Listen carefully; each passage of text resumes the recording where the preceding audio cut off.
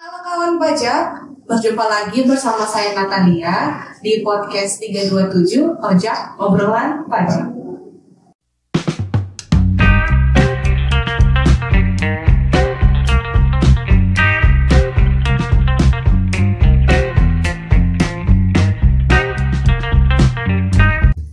Nah, sebagai pembuka podcast Ojak di tahun 2024 ini, saya sudah ditemani oleh salah satu panutan saya di bidang perpajakan tentunya.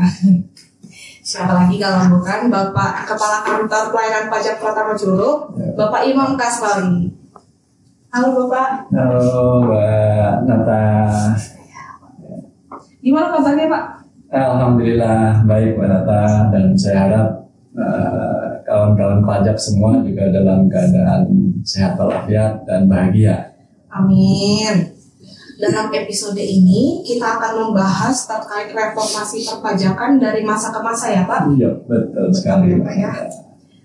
Jadi sebenarnya apa yang dimaksud dengan reformasi perpajakan itu sendiri Pak? Dan kenapa sih Pak reformasi perpajakan itu perlu dilakukan? Oke, baik Mbak Nata, mungkin sebelum saya lanjut tentang reformasi perpajakan, saya ingin nyapa dulu kawan-kawan pajak ya Mbak Nata. Boleh Pak. Ini untuk kawan-kawan pajak, salam kenal. Saya Imam, nama lengkapnya Imam Kaswali, tadi sudah disebut oleh Mbak Nata, ya, sebagai Kepala Kantor Pelayanan Pajak Pratama Curug. Salam kenal dari saya dan tentu dari teman-teman dari KPP Pratama Curug dan seluruh kawan pajak semua. Mudah-mudahan kita bisa selalu dalam keadaan sehat walafiat, gembira, bahagia, ya, dan sehingga nanti untuk memenuhi kewajiban kita, salah satu kewajiban kita sebagai warga negara juga bisa dapat berjalan dengan baik. Terkait tadi pertanyaan dari Mbak Nata, apa itu sih reformasi perpajakan? Jadi sistem perpajakan yang ada saat ini serta peraturan-peraturan yang terkait itu telah mengalami reformasi. Reformasi sendiri itu merupakan proses perbaikan dan penyempurnaan secara berkelanjutan. Ya. Jadi namanya reformasi, namanya itu kembali. Jadi selalu dilakukan terus-menerus. Ya. Berkelanjutan. Reformasi itu hakikatnya dilakukan secara berkelanjutan terus-menerus. Nah, untuk sistem reformasi perpajakan ini memiliki tujuan itu untuk memperbaiki dan menyempurnakan sistem perpajakan yang ada. Ya, tentu punya tujuannya. Ya. Kenapa kok itu diperbaiki dan perlu disempurnakan? Ya, tujuannya adalah sesuai dengan terkait dengan tujuan perpajakannya, itu untuk mengoptimalkan layanan perpajakan yang diberikan oleh Direktorat Jenderal Pajak kepada seluruh wajib pajak. Dan nanti pada akhirnya adalah untuk mengoptimalkan penerimaan negara dari sektor perpajakan. Ya, jadi reformasi perpajakan dilakukan ini kita ingin mengoptimalkan layanan yang kita bisa kita berikan kepada seluruh masyarakat, baik itu wajib pajak maupun calon wajib pajak, sehingga nanti harapan kita di akhirnya adalah nanti untuk mengoptimalkan penerimaan negara dari sektor pajak. Ya. Nah, begitu juga kita ketahui bersama, Mbak Nata, bahwa pajak itu berkontribusi besar ya, terhadap penerimaan negara. Ya. Dari tahun ke tahun kita bisa lihat dan kita bisa rasakan dari undang-undang APBN yang telah ditetapkan, kontribusi pajak itu sangat signifikan, ya. Dan kontribusi ini tentunya digunakan, pajak yang ada di APBN ini tentunya digunakan untuk kesejahteraan masyarakat, secara masyarakat Indonesia secara umum. Ya, dalam bentuk apa? Ya, dalam banyak ada peningkatan fasilitas umum, sarana dan prasarana umum, terus pendidikan, ya, terus subsidi kesehatan dan lain sebagainya. Yang kalau dalam konteks yang sekarang juga misalnya untuk keamanan dan pertahanan. Ya.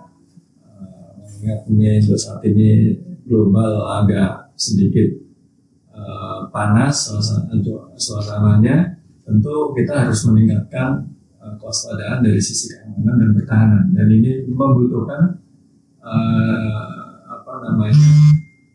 dana, dan dana ini tentu dari APBN disumbang yang terbesar kontribusinya dari pajak yang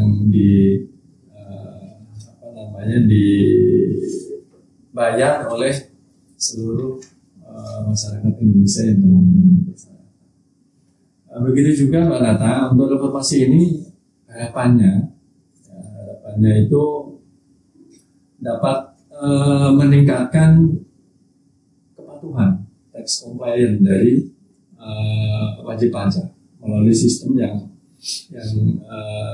dibangun, sistem yang mengikuti perkembangan teknologi dan perubahan sosial ekonomi masyarakat. Jadi karena teknologi berkembang, sosial ekonomi juga berubah, ini membutuhkan penyesuaian dan penyempurnaan pada sistem yang sudah ada yang sudah dilaksanakan saat ini oleh DJP. Nah, tentu itu bisa dilakukan dengan reformasi. Ya. Dengan adanya perubahan itu, ya tadi adanya peningkatan kepatuhan, adanya penerimaan negara, itu diharapkan akan lebih optimal. Ya. Jadi perubahan dari sisi masyarakat, perubahan dari teknologi dan lain sebagainya itu dapat diadaptasi, dapat disesuaikan, DJP ini dapat menyesuaikan dengan perubahan itu, sehingga penerimaan negara nanti optimal, tidak malah menjadi tergerus. Itu. Jadi Pak, tadi dari penjelasan Bapak itu saya tangkap bahwa pajak memiliki peran yang sangat vital di Indonesia, karena pajak itu merupakan sumber penerimaan negara yang terbesar ya Pak ya. Jadi oleh karena itu masyarakat dan kawan pajak sekalian juga perlu mengetahui nih Pak informasi dan perubahan-perubahan terkait perpajakan itu sendiri ya Pak. Nah, dikarenakan peran pajak yang sangat penting, perlu dilakukan reformasi dari masa ke masa agar sistem perpajakan dapat mengakomodasi perubahan-perubahan yang terjadi seiring dengan perkembangan teknologi. Bagaimana sih Pak perjalanan reformasi perpajakan dari awal dilakukannya reformasi tersebut? Baik, Mbak Nata. Sebenarnya kalau kita flashback ke belakang, DJP ini melakukan reformasi perpajakan itu bukan hanya di kali ini saja. Jadi proses reformasi ini sebenarnya sudah berjalan sejak lama. Kalau kita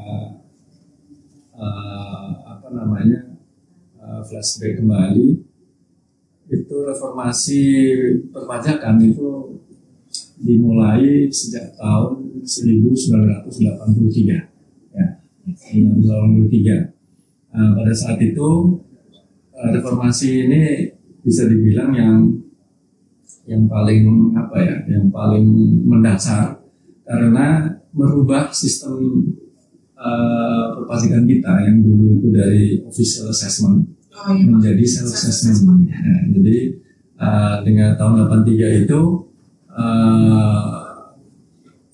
self assessment diberlakukan dengan mereformasi undang-undang perpajakan, baik itu dari KUP, PPH, atau juga PPN atau pajak pertambahan nilai, bea materai dan sebagainya. Dan dikenalkan self assessment tadi. Apa itu self assessment? Yaitu sistem di mana negara itu memberikan kepercayaan penuh atau amanah kepada masyarakat, kepada rakyat untuk melakukan hak dan kewajiban perpajakannya sendiri.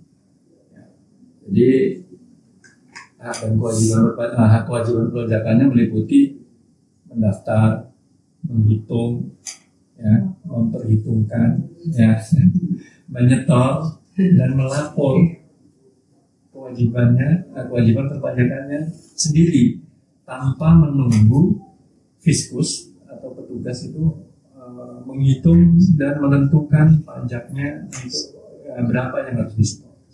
Jadi negara ini memberikan kepercayaan penuh kepada masyarakat untuk dia menghitung sendiri kewajiban perpajakannya. Berapa penghasilan saya setahun, berapa biaya yang dikeluarkan, terus berapa penghasilan bersihnya, berapa pajak yang harus saya setor yang terutang.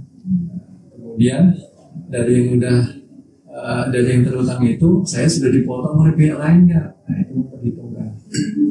Ya. Nah setelah memperhitungkan kalau ada yang kurang atau disetor, nah itu pun nyetor sendiri, terus melaporkan juga melaporkan sendiri. Ya. Nah kemudian dirunut lagi tahun 91 sampai 2000 itu ada dilakukan penyederhanaan jenis-jenis pajak. Ya, karena mungkin waktu itu jenis-jenis pajak ada banyak sehingga perlu supaya masyarakat ini tidak bingung tambah banyak pajak yang dilakukan penyederhanaan itu jenis-jenis pajak. Kemudian tahun 2001 juga itu mulai dilakukan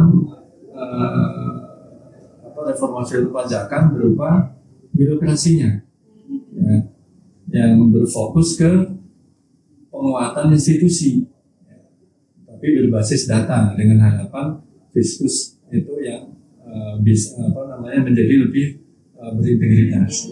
Nah, itu dimulai lebih dikenal pada saat itu istilahnya namanya modern. DJP modern, modernisasi DJP ya, itu tahun 2001 ya. Berlanjut ke 2002 sampai 2008 itu modernisasi dilanjutkan dengan dari sisi organisasi SDM dan SDM-nya, kemudian kantor layanan pajaknya juga dilakukan modernisasi. Kemudian tahun 2008-2016 itu reformasi perpajakan dengan mendorong kemudahan berusaha melalui penurunan tarif PPh, kemudian ada PPh final UMKM yang dikenalkan tahun 2016 ya, di periode 2008-2016 itulah ada final UMKM yang lebih sederhana. Kemudian ada lagi kenaikan PTKP. Ya, PTKP naik cukup signifikan di periode 2008 sampai 2016. Kemudian 2016, nah ini ada reformasi birokrasi dan transformasi kelembagaan. Ya, itu di kantor pusat yang lebih banyak direktorat itu mengalami perubahan nomenklatur dan sesuai dengan tugas dan fungsi, sesuai dengan fungsinya, bukan lagi berdasarkan jenis pajak, tapi berdasarkan tugas dan fungsi. Kemudian tahun 2018 sampai 2024, nah inilah yang kita sebut sekarang ini, ya, yang lebih sering kita kenal dengan program reformasi perpajakan, gitu, ya. Yang mana kita kenal istilahnya PSAP dan PSIAP atau PCA, ya, itu pembaruan sistem administrasi perpajakan dan pembaruan sistem inti administrasi perpajakan. Jadi periode 2024 ini sebenarnya sudah dimulai sejak 2018. Ya, jadi 2018 reformasi perpajakan yang kita kenal sekarang ini itu mulai digulirkan. Karena nanti saya jelaskan lebih rinci ya, meliputi beberapa pilar. Ya, sekitar kalau nggak salah ada 5 pilar. Oh iya. Ya, dari organisasi, SDM, kemudian teknologi informasi dan basis data, ya, kemudian dari sisi aturan. Oh iya. Nanti iya, dari sisi regulasi dan peraturan. Gitu Pak. Oh begitu ya Pak ya.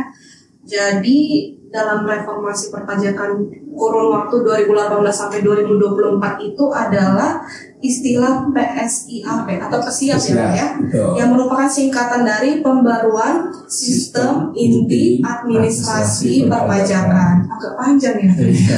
Kebanyakan ya. Mungkin boleh dijelaskan lebih rinci Pak terkait PSIAP tersebut? Oke, PSIAP ini tadi dari bagian informasi perpajakan secara keseluruhan.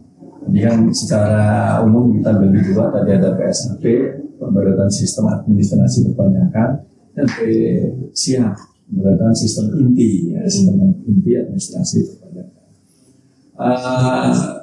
Reformasi perpajakan ini kan terus berlanjut nih, ya, yang rencananya insya Allah nanti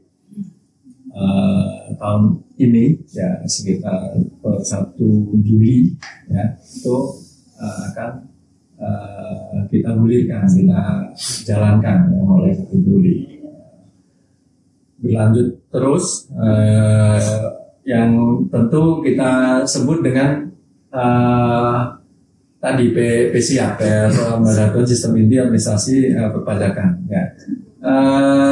PSIAP ini merupakan reformasi yang dengan mendesain ulang lah, gitu ya, mendesain ulang proses bisnis perpajakan yang disertai dengan pembenahan, misalnya pembenahan data perpajakan, pembenahan administrasi dan sebagainya, sehingga sistem perpajakan kita menjadi lebih mudah, lebih andal, terintegrasi,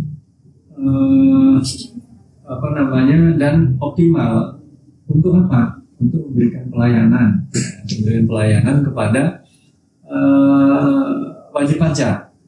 Ya, kemudian juga dari sisi fiskus juga untuk memberikan kemudahan dari sisi pengawasan. Ya. Juga memberikan kemudahan yang optimal untuk kepastian hukum lah, penegakan hukum gitu ya. Jadi PSIAP ini dibuat untuk mengintegrasikan dan memudahkan dalam memberikan layanan tadi dan pengawasan kepada wajib pajak. Sebagai contoh nih Mbak Nata, saat ini banyak nih aplikasi-aplikasi yang belum sepenuhnya terintegrasi, baik itu yang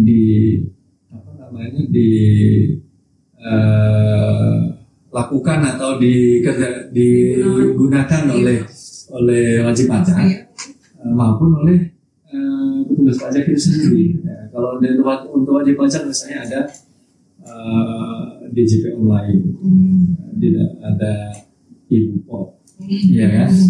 Ada registrasi gitu, macam-macam. Nah, terus kemudian dari sisi fiskus secara internal banyak aplikasi-aplikasi sesuai dengan kebutuhan tusi masing-masing, gitu. Masih belum terintegrasi. Ya, jadi dengan PSIAP ini diharapkan aplikasi-aplikasi tersebut seluruhnya akan terintegrasi. Jadi dia akan terintegrasi dalam satu wadah atau satu tampilan gitu ya. Dan seluruh layanan perpajakannya itu dapat diakses secara online atau secara digital. Ya. Nah, tadi sudah saya spill sedikit tadi ya, untuk yang pilarnya dari reformasi. Dari spesial ini tadi saya bilang ada 5 pilar ya. Ada pilar organisasi, kemudian SDM, kemudian teknologi informasi dan data ya, basis data, kemudian proses bisnis ya, dan juga regulasi ya. Kalau organisasi ya tadi ditata disempurnakan lagi nih, organisasi dari DJP secara keseluruhan, menyesuaikan dengan kebutuhan dari tugas dan fungsi pokok dari DJP. Kemudian kalau untuk SDM-nya, ini dengan peningkatan kompetensi, ya, peningkatan kapabilitas, kemudian sistem punishment lah gitu ya, sistem penggajian, sistem tunjangan itu juga dilakukan penyesuaian. Kemudian dari sisi teknologi, nah tadi ini yang banyak nih, yang di PSIAP ini tentu lebih mengedepankan teknologinya, karena dengan teknologi akan lebih mudah, gitu ya, lebih mudah sehingga diharapkan akan memberikan layanan prima dengan adanya perkembangan teknologi dan digunakan secara optimal untuk layanan perpajakan. Nah dari sisi proses bisnis, nah ini PSIAP ini kita berupaya untuk menyederhanakan. Jadi proses bisnis yang ada kita upayakan bisa dilakukan penyederhanaan, sehingga proses bisnisnya tidak ribet, simple, tidak memberatkan. Nah, kita merubah proses bisnis dari layanan atau pengawasan atau yang lainnya itu supaya dapat dilakukan secara lebih simpel dan efektif. Mudah dipahami ya Pak ya? Mudah dipahami, mudah dilaksanakan. Nah dari sisi regulasi tentu ini pasti akan dilakukan selalu perubahan ya, karena apa yang kita lakukan, layanan yang kita berikan, produk yang kita buat, proses bisnis yang kita jalankan itu tentu harus didasari dengan regulasi, didasari dengan peraturan. Apalagi di Undang-Undang Dasar sudah ditentukan bahwa segala pungutan pajak harus berdasarkan undang-undang. Ya. Jadi regulasi inilah yang kita sesuaikan juga. Gitu. Jangan sampai nanti reformasi teknologi, proses bisnis, SDM, organisasi itu tidak memiliki dasar hukum. Nah, jadi itu nanti tentu ke depan akan menemui masalah. Yang paling utama itu adalah adanya kepastian hukum. Jadi kalau dari sisi regulasi nanti tujuan utamanya kepastian hukum, baik itu bagi wajib pajak maupun bagi fiskus. Makanya kalau ada kepastian hukum, tentu membutuhkan regulasi yang firm, yang fit sesuai dengan kebutuhan. Berarti dengan adanya PSIAP ini, kira-kira tadi kan sudah Bapak dijelaskan nih, mungkin ada beberapa perubahan yang perbandingan nih sebelum dan sesudah dilakukannya PSIAP. Dan apa aja sih Pak manfaat dari perubahan tersebut? Sebelum saya lanjut ke manfaatnya Pak ya, ingin sampaikan ke kawan pajak semua ya, terkait reformasi pajak ini. Kawan-kawan pajak juga selain melalui kegiatan seperti ini ya, podcast, kemudian medsos, pajak segala macam, sebenarnya DJP sudah menyediakan informasi di www.pajak.go.id. Kalau mau lebih mudah /reformasi-perpajakan. Jadi kawan pajak bisa mengikuti dan memperoleh informasi tentang reformasi perpajakan di sana. Gitu ya. Jadi kawan pajak yang masa penasaran nih dengan reformasi perpajakan gitu kan, bisa buka di website tadi www.pajak.go.id. Secara umum di situ ada banyak. Kalau pajak.go.id itu layanan seluruh DJP ada di situ. Tapi kalau mau spesifik yang perpajakan, informasi perpajakan, nanti ditambahi /reformasi pajak, perpajakan. Atau ada juga sebenarnya di menunya itu nanti dicari, ada di klik menu reformasi perpajakan. Kira-kira tampilannya seperti ini nih.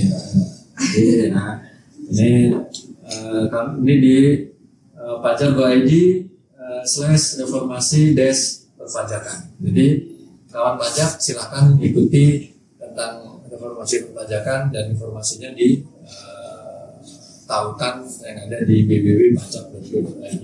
Nah, kembali ke pertanyaan Mbak Nata terkait dengan perubahan-perubahannya, kemudian manfaatnya. Ada banyak perubahan tentu yang dilakukan dengan PCAP itu tentu akan memberikan manfaat yang lebih baik, dan lebih memudahkan bagi wajib pajak. Nantinya setiap BP itu memiliki akun, memiliki akun masing-masing. Ya seperti saat ini, kalau saat ini yang ada kan DJP online, pajak.go.id juga setiap BP juga punya akun di situ ya. Nanti sama setiap BP punya akun di aplikasi yang namanya Taxpayer Portal. Jadi portal para wajib pajak nanti jadi satu di situ. Akun ini digunakan di Taxpayer Portal itu untuk tempat mencatat, tempat untuk pencatatan, menyimpan data, kemudian juga menyampaikan. Karena kan ada tadi salah satu kewajiban BP itu kan melaporkan. Jadi melaporkan berarti menyampaikan. Jadi disitulah tempat untuk menyampaikan data dan informasi terkait pelaksanaan hak dan kewajiban perpajakannya bagi wajib pajak. Nah, kemudian kalau untuk tadi yang pendaftaran dan registrasi wajib pajak, registrasi wajib pajak yang baru gitu, yang belum PWP gitu, itu dapat dilakukan dengan portal itu, melalui portal itu dapat dilakukan dimanapun, dapat dilakukan dimanapun melalui berbagai saluran, bisa online maupun offline. Ya, tentu kalau offline ya paling enak datang ke kantor pajak. Nanti di situ ada disediakan sarana untuk melakukan kewajiban perpajakannya, maupun daftar sampai melapor itu bisa. Kemudian di sisi pembayaran itu akan menjadi lebih mudah karena nanti di portal itu, Taxpayer Portal itu bisa memfasilitasi pembuatan kode billing yang kalau yang satu-satu selama ini juga sudah ada gitu. Nah, kalau nanti ada yang kode billing multi akun. Jadi satu kode billing untuk SPT unifikasi atau untuk ketetapannya. Jadi bisa multi akun. Kemudian juga ada terdapat layanan otomasi untuk pemindahan bukuan dan pengembalian kelebihan pembayaran pajak atau pengembalian pendahuluan. Nah, itu nanti terotomatis layanan otomasinya ada di portal Taxpayer itu. Jadi nanti dari sisi pembayaran akan jauh lebih mudah. Yang mungkin selama ini kan misah-misah tuh, ada di bikin billing, ada yang bikin lewat kantor pajak, ada yang lewat DJP online, ada yang lewat sertifikasi. Nanti jadi satu di situ, jadi tidak terintegrasi. Kemudian dari sisi pelaporan atau penyampaian SPT juga akan lebih mudah dengan integrasi proses pembuatannya SPT-nya, mulai dari penyiapan datanya, melalui e-faktur, e-bupot, e-statement yang jadi satu, sampai penyampaian, pengolahan dan pembayaran pajaknya itu dalam satu aplikasi. Ya, jadi pokoknya kita buat terintegrasi semua. Lebih gampang ya Pak ya? Lebih mudah. Kemudian layanan perpajakan juga dipermudah dengan adanya perluasan kanal yang terintegrasi, simplifikasi persyaratan permohonan, tadi dari bagian dari reformasi untuk pilar proses bisnis, jadi simplifikasi itu. Nah selain itu juga disediakan fitur e-tracking nantinya, supaya apa? Kalau saya mengajukan sebuah layanan atau menyampaikan sebuah surat, kita bisa tracking posisi permohonan saya sudah sejauh mana, itu melalui portal taxpayer itu. Ya. Kemudian yang lebih umum tentu ya kita sebagai wajib pajak di portal itu bisa lihat profil kita, lewat profil kita secara umum. Kita bisa melakukan edit profil kita juga, mengupdate juga profil kita. Kemudian juga bisa melihat riwayat histori dari perpajakan kita. Misalnya kita udah lapor kapan, tanggal berapa, membuat setoran kita yang udah kita lakukan, kapan aja, transaksinya. Itu riwayatnya ada di portal taxpayer tersebut. Gitu. Jadi intinya kita berupaya untuk mempermudah gitu dan memberikan layanan kepada wajib pajak melalui informasi ini agar layanan yang diberikan itu dapat diakses dari manapun, dilakukan dengan mudah dan simple, sederhana. Jadi tidak ribet. Yang paling penting lagi transparan. Ya, karena tadi kita ajukan bisa di tracking sudah sejauh mana dan kita bisa melakukan komunikasi. Jadi transparan. Jadi ini sistem ini lebih akuntabel karena ada transparan, bisa dilacak, dipertanggungjawabkan dengan lebih baik dibanding dengan yang saat ini. Itu Mbak. Banyak ya Pak manfaatnya. Banyak sekali. Ya, harapannya memang manfaat ini bisa dirasakan bukan hanya oleh Fiskus, tapi justru kita akan harapannya manfaatnya ini bisa dirasakan oleh masyarakat wajib pajak masyarakat tersebut. Berarti intinya semua proses bisnis yang telah disederhanakan itu melalui reformasi perpajakan itu gunanya untuk mempermudah wajib pajak ya Pak dan memanfaatkan teknologi yang ada. Oke. Kira-kira apa saja yang dapat dilakukan kawan pajak nih yang di rumah maupun di mana saja untuk mendukung program reformasi perpajakan siap yang nanti akan dilaksanakan? Ya. Nah ini kalau kita berbicara mengenai dukungan oleh kawan pajak atau masyarakat wajib pajak secara keseluruhan, ada banyak yang bisa dilakukan. Yang pertama tadi yang sempat saya spill di awal, tentu dapatkan informasi tentang reformasi perpajakan itu ya, dengan cara membuka tadi di situs pajak.go.id ya, pajak.go.id nanti ada menu reformasi perpajakan, atau kalau mau langsung menuju ke topik mengenai reformasi perpajakan tadi dari pajak.go.id/reformasi-perpajakan ya. Nah selain mencari informasi tentang informasi perpajakan, tentu kawan pajak semua bisa mendukung reformasi perpajakan atau mendukung khususnya di PSIAP ini dengan hal-hal yang pokok lah itu ya, seperti memanfaatkan sarana prasarana yang disediakan oleh DJP. Tadi salah satunya lewat Pajak.id, informasi perpajakan. Kemudian sarana yang offline misalnya yang disediakan di setiap kantor pelayanan pajak. Ya. Manfaatkan sarana-sarana yang disediakan itu secara optimal. Kemudian juga, ini mumpung yang lagi hangat nih, ini masa pelaporan SPT. Jadi kawan-kawan pajak dapat mendukung reformasi perpajakan ini dengan menyampaikan SPT, melaporkan SPT untuk yang sudah punya NPWP. Ya. Jadi jangan lupa kalau teman-teman kawan pajak ini melaporkan SPT itu secara langsung sudah mendukung reformasi perpajakan.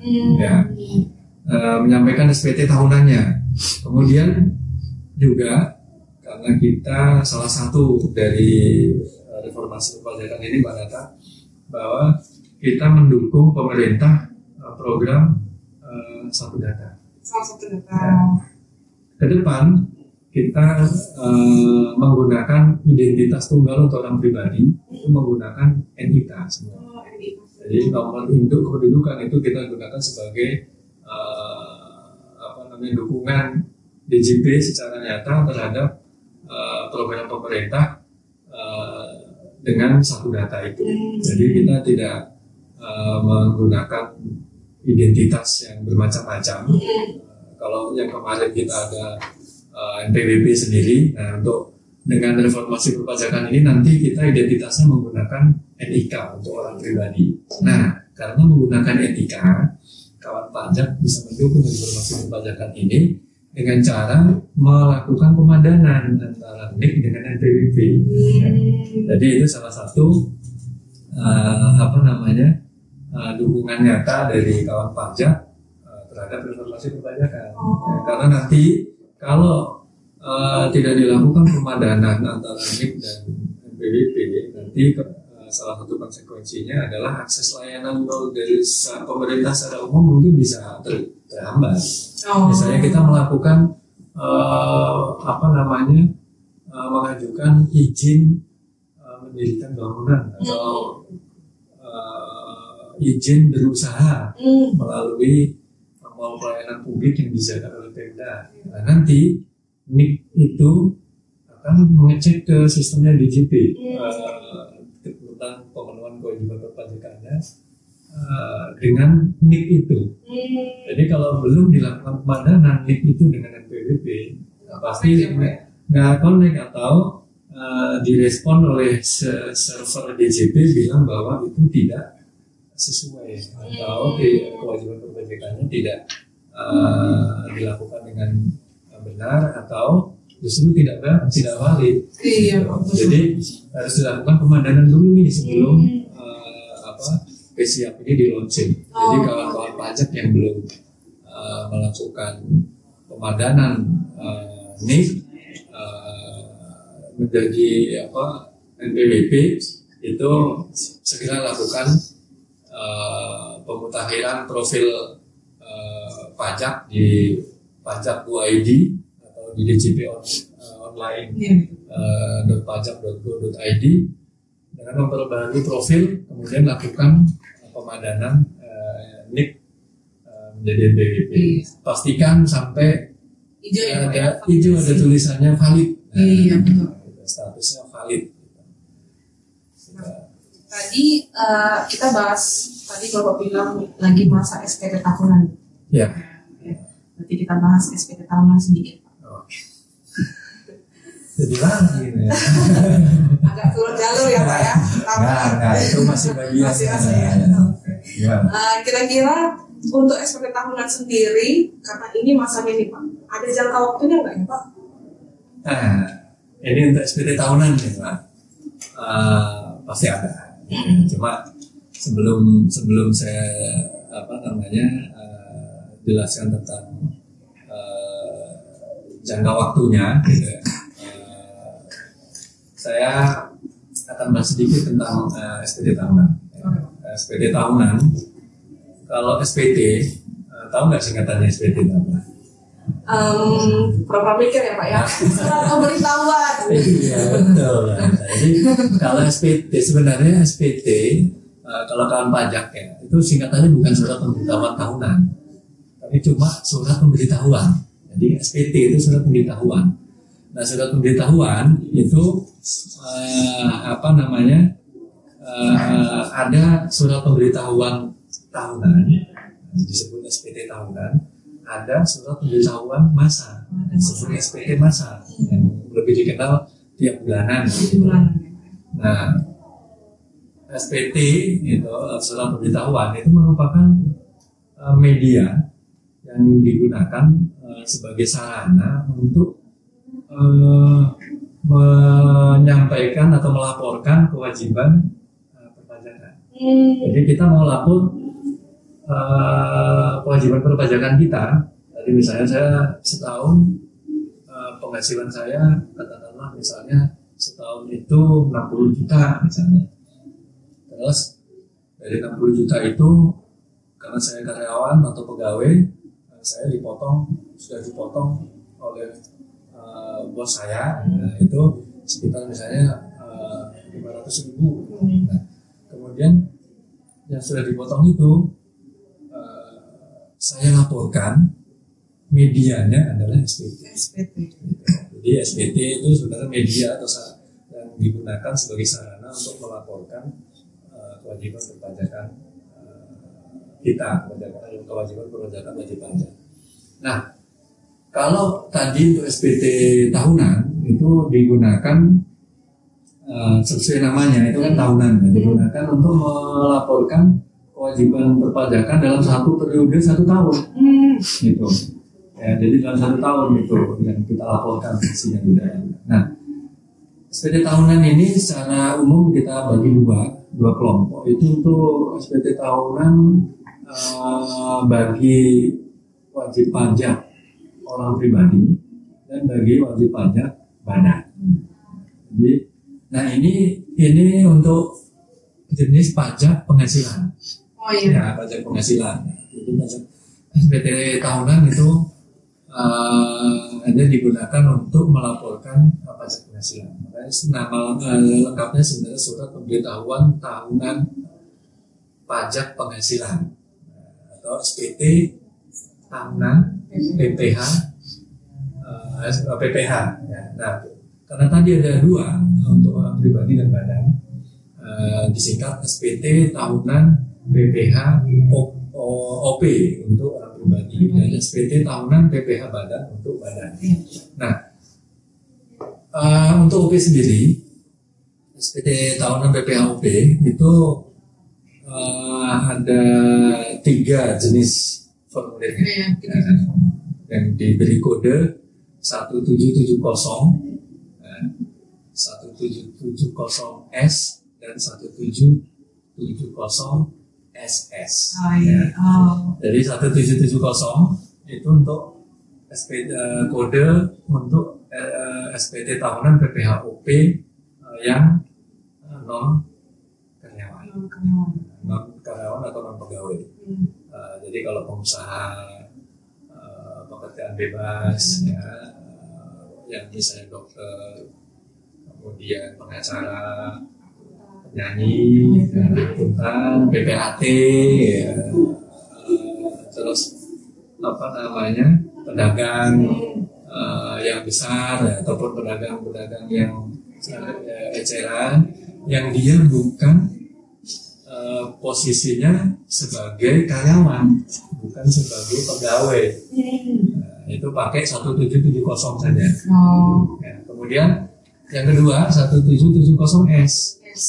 Itu SPT tahunan PPH orang pribadi, untuk orang pribadi yang statusnya adalah karyawan atau atau pegawai atau anggota TNI atau anggota Polri gitu, atau juga misalnya tadi bisa juga dokter tapi yang dia statusnya murni sebagai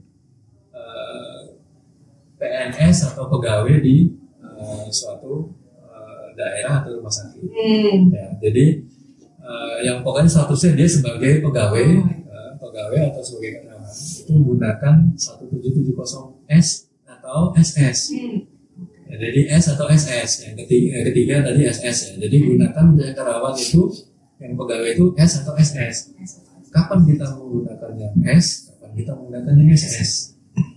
Untuk yang 1770S itu digunakan oleh pegawai atau karyawan yang penghasilan brutonya itu paling banyak 60. Bukan paling banyak ya.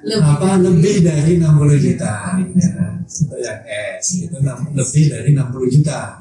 Nah, kalau yang penghasilan brutonya kurang sampai dengan 60 juta setahun itu gunakan SS. Nah, namanya SS itu lebih diasosiasikan dengan istilah sangat sederhana. Jadi memang simpel itu cuma satu halaman saja. Iya Pak ya. Gitu, kalau untuk yang SS. Tapi itu hanya digunakan untuk yang penghasilan brutonya karyawan itu 60 juta atau kurang. Kalau yang lebih dari 60 juta gunakan yang S. Itu sederhana. Ada beberapa lampiran lah gitu untuk dia. Nah, terkait dengan pelaporannya tadi ditanyakan ada jangka waktunya enggak? Pasti ada. Ya. Nah, untuk orang pribadi secara undang-undang itu 3 bulan setelah berakhirnya tahun pajak. Kenapa bunyinya 3 bulan setelah tahun pajak? Karena tahun pajak itu secara defaultnya memang tahun takwim. Jadi kayak ini nih 2023, 2024 itu tahun takwim ya. Itu defaultnya pakai itu. Tapi kan ada wajib pajak yang tidak menggunakan tahun takwim untuk tahun bukunya. Makanya di undang-undangnya bunyinya 3 bulan setelah akhirnya tahun buku. Atau apa tahun pajak. Tahun pajak itu bisa tahun takwim, bisa tahun buku. Nah, untuk tahun buku, kalau tahun takwim itu dimulai dari Januari sampai Desember. Nah, kalau tahun buku bisa aja itu mulainya misalnya dari Maret sampai Februari. Oh iya Pak. Kalau orang yang melakukan perempuan itu dia periode bukunya bisa berbeda dengan tahun takwim. Nah, kalau dia menggunakan tahun takwim karena 3 bulan, berarti paling lambat tanggal 31 Maret. Ya, jadi 3 bulan. Gitu. Karena kan Januari, Februari, Maret. Berarti 3 bulannya Maret. Akhir Maret itulah batas akhir penyampaian SPTOP bagi wajib pajak yang orang pribadi yang tahun pajaknya sama dengan tahun takwim. Jadi paling lambat nih kalau yang tidak menggunakan tahun buku, paling lambat ya 31 Maret ini. Tahun pajak yang belum lapor ya, jangan lupa. Ya. Terus ada lagi nih Mbak Nata, tadi untuk yang tahun buku, misalnya yang melakukan pembukuan, kalau misalnya tahun bukunya itu periodenya bukan Januari sampai Desember, tapi tadi saya contohkan misalnya Maret sampai Februari, berarti akhir tahun pajaknya kapan? Februari, Februari 3 bulannya berarti dihitung dari Maret, April, Mei, berarti paling lambat tanggal 31 Mei. Ya, 31 atau 30 kalau Mei? Mei 31. Contoh itu. Jadi kalau misalnya tahun bukunya katakanlah Mei sampai April, berarti 3 bulannya itu dihitung dari April, berakhirnya April, berarti Mei, Juni, Juli, jadi 31 Juli paling lambat untuk menyampaikan SPT-nya. Ya, itu untuk yang batas akhir penyampaian SPT bagi orang pribadi. Pribadi ya Pak ya. Kalau untuk yang badan, itu di undang-undang bilangnya 4 bulan setelah berakhirnya tahun pajak. Bicara tahun pajaknya sama seperti yang orang pribadi tadi. Kalau yang menggunakan tahun takwim, berarti batas akhirnya adalah 30 April. Tapi kalau dia tidak menggunakan tahun takwim, ya sesuai tadi tahun bukunya, akhir tahun bukunya kapan? Kalau misalnya tadi periodenya Maret sampai Februari, berarti 4 bulannya dihitung dari Maret, April, Mei, Juni, 30 itu paling lambat. Jadi bunyi di undang-undangnya tidak bilang 31 Maret, tidak bilang tanggal ya Pak? Tidak bilang tanggal, tidak bilang 30 April untuk badan, tapi bunyinya 3 bulan setelah berakhirnya tahun pajak. Yang badan 4 bulan setelah berakhirnya tahun pajak. Jadi ya kalau yang menggunakan tahun takwim ya sudah, untuk yang OP 31 Maret, yang badan 32 April. Iya, seperti itu ya Pak ya. Nah, tadi kan dengan adanya perubahan-perubahan yang terjadi setelah reformasi pesiar, kira-kira harapan yang ingin dicapai apa Pak? Banyaknya ya. Tentu harapan siapa aja pasti ada banyak yang diharapkan, baik itu dari wajib pajak maupun dari kita sebagai petugas pajak atau sebagai fiskus. Nanti dengan adanya PSIAP ini kita berharap bahwa wajib pajak ini merasa dipermudah, makin mudah, makin simpel dengan adanya tadi aplikasi portal taxpayer atau portal wajib pajak. Ya. Tentu yang terintegrasi ya kan. Tadi kalau portalnya nggak terintegrasi juga nggak lebih mudah kan. Gitu. Jadi dengan portal wajib pajak yang terintegrasi, kita harapkan nanti wajib pajak itu dapat merasakan bahwa seluruh layanannya terkait perpajakan itu lebih mudah dan simpel atau sederhana. Gitu. Kemudian kemudahan tadi yang simpel, kemudahan dan simpel kesederhanaan tadi itu melalui portal taxpayer itu apa saja yang bisa dimanfaatkan oleh wajib pajak ya, baik dari itu pendaftaran penyetoran, pelaporan, juga untuk riwayat kewajiban perpajakannya. Nah, itu bisa dilakukan. Nah, kemudian dengan PSIAP ini kami juga berharap bahwa layanan yang kita berikan kepada wajib pajak itu bisa semakin baik dan nyaman. Karena kalau layanan yang kita berikan ini semakin baik dan nyaman, tentu wajib pajak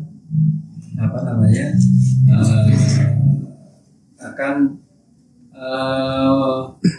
secara sukarela memenuhi kewajiban perpajakan. Tidak terpaksa ya Pak? Iya, jadi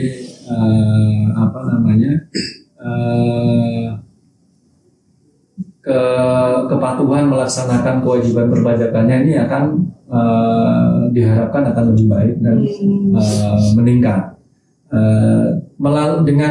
Dengan reformasi perpajakan juga tadi juga saya sudah sempat bilang di depan bahwa khususnya untuk yang regulasi itu adanya kepastian hukum. Ya. Jadi harapannya tadi ada kepastian hukum dari reformasi di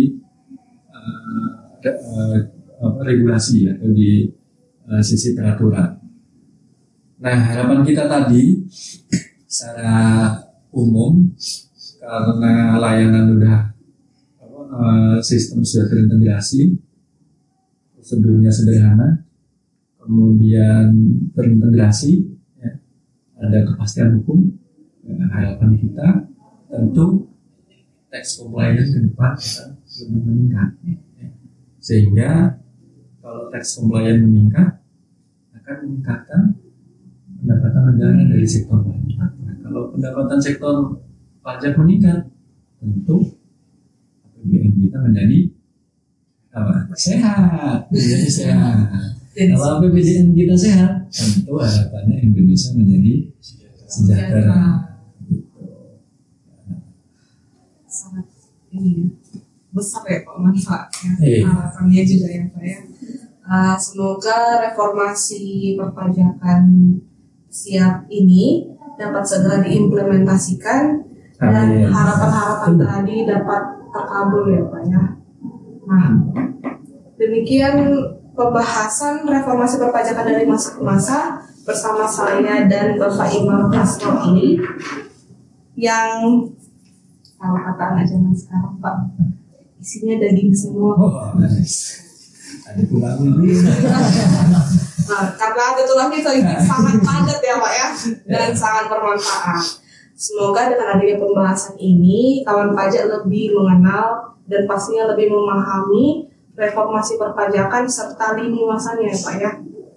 Tak lupa juga, saya ingin mengingatkan kepada kawan pajak untuk segera melaporkan SPT tahunan Anda sebelum tanggal 31 Maret 2024 dan memadankan NIK NPWP Anda sebelum tanggal 30 Juni 2024. Sebentar lagi nih kawan pajak. Jangan sampai telat ya Pak. Iya, masih ada waktu nih. Iya, masih ada waktu nih. Kalau bisa secepatnya nih. Nanti ini begitu selesai nonton langsung buka DJP online Pak. Lapor. Ya, kalau kesulitan atau kuota habis, datang aja ke kantor pajak. Iya, ada fasilitasnya ya. Iya, ya. di kantor pajak disediain Iya. kopi gratis, Ada internet gratis, gitu. Sambil ngobrol sama Mbak Nata, boleh sama kawan-kawan pajak di Sama sini. Bapak Imam juga boleh. Nah, apabila kawan pajak mau tahu nih informasi lebih lanjut terkait perpajakan, kawan pajak bisa mengikuti. Iya, bisa mengakses www.pajak.go.id serta mengikuti media sosial KPP Pratama Curug, yaitu Instagram, X, Facebook, TikTok, dan YouTube dengan username @pajakcurug. Saya ucapkan terima kasih banyak kepada Bapak Imam Kasroi yang telah menemani dan membahas materi reformasi perpajakan bersama saya ya Pak ya. Saya Natalia dan narasumber saya Bapak Imam pamit undur diri. Sampai jumpa di podcast selanjutnya. Terima kasih, Dara.